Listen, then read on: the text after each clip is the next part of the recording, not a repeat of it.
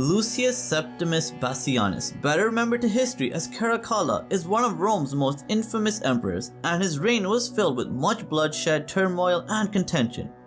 Caracalla ruled as co-emperor from 198 AD to 211 AD, after which he would rule as the sole emperor till his death in 217 AD. And the circumstances behind the death of this Roman emperor is one of the most bizarre and unexpected deaths in history, as Caracalla would be killed while he was urinating in the middle of a campaign. But who killed Caracalla? Why was he assassinated? And how did he die?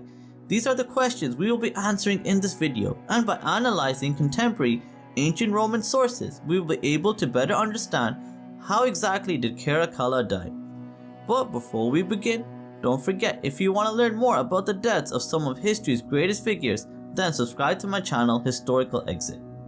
Caracalla from a young age was always quick to temper and even quicker to use violence and brutality to remove any potential threats or obstacles that stood in the way of his ambitions, and by the age of 16 he had already had his father-in-law executed and his first wife banished and then murdered.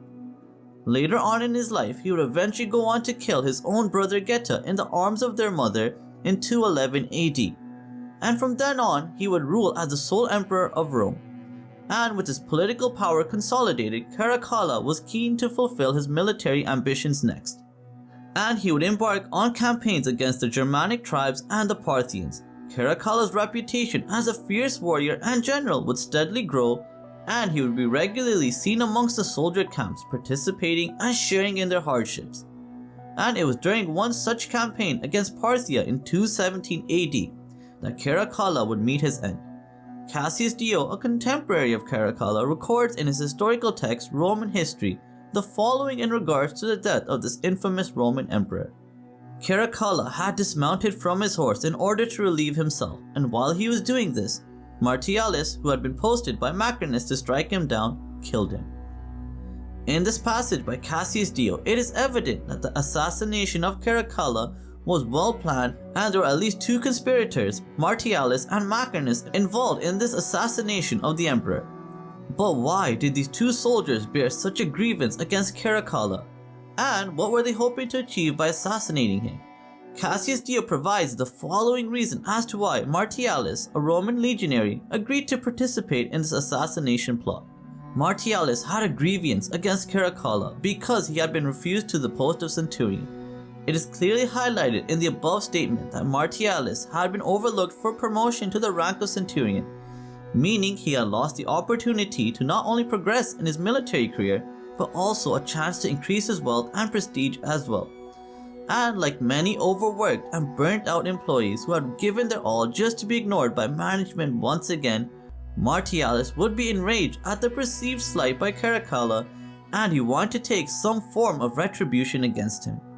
And it would seem that Martialis' discontent was evident to those around him, as Macrinus, a prefect of the Praetorian Guard, would recruit Martialis to be the primary instigator and participant in the assassination of Caracalla. Cassius Dio states the following as to why a prefect of the Praetorian Guard would want to kill the Roman emperor who had entrusted him with such a high and respected position. Macrinus began to be afraid for his life, as Caracalla had grown suspicious of him and was inclined to put him to death. Caracalla had received some slanderous reports about Macrinus and was thus provoked against him, so that Macrinus, learning of these suspicions, resolved to strike first and rid himself of Caracalla. When one takes into consideration the deadly ruthlessness that Caracalla displayed to any individual who he considered as a political rival or threat to his power, it is not difficult to understand why Macrinus felt that his only solution to this problem was to kill Caracalla before the emperor could strike him down first. There's also a secondary discourse mentioned in the Roman history which states that Caracalla had heard of a prophecy from an oracle foretelling that Macrinus would become emperor, which greatly angered Caracalla and made him start beginning to plan the execution of Macrinus. So here we are presented with at least two reasons, a troubling prophecy and slanderous reports against Macrinus having reached the ear of Caracalla, and therefore it seems probable to conclude that Macrinus took advantage of Martialis' anger at being overlooked for promotion and recruited him to assassinate the emperor when he was urinating and unable to defend himself. There are no other discourses present in contemporary sources or even in modern academia about Caracalla being assassinated by Macrinus and Martialis, and the fact that Macrinus would become emperor shortly after the death of Caracalla only strengthens the proposition that Macrinus was the mastermind behind the assassination of his predecessor.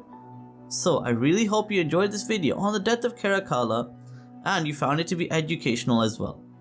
If you would like to learn more about the deaths of some of history's greatest figures, then subscribe to my channel Historical Exit, and thank you so much for watching. Have a great day. Bye.